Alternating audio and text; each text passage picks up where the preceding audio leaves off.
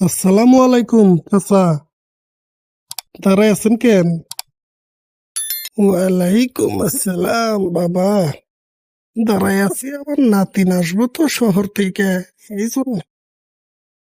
তুই কাকা, বুট দিতে হইব না?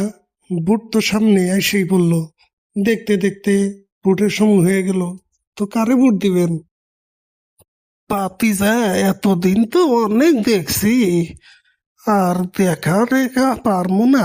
পাতাছি এবার একটা সিল মাইরা দিব ন্যায় এবং ইনসাফের পথে। তো আমগো নেতারে ভোট দিয়েন, এটা কিন্তু ভালো দিক আছে।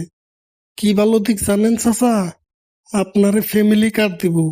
ওই ফ্যামিলি কার্ডে 2,000 করে টাকা দিব প্রতি মাসে। ও, তাই নাকি ভাতিজা? তুমগো নেতাই যে ফ্যামিলি কার্ড দিব, তাও আবার 2,000 টাকা করে? তুমগো নেতাই করে কি? এত টাকা কই পাবো?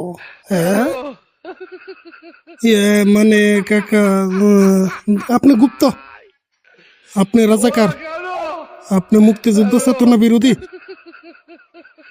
ভাতিজা, আমি তো রাজাকারী।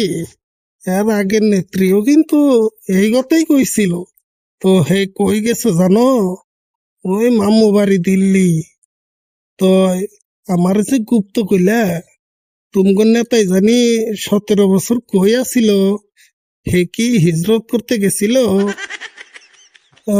কাকা, তাহলে আজকে যাই, হ্যাঁ? আমার সময় নেই, হ্যাঁ? ভালো থাকেন, ঠিক আছে।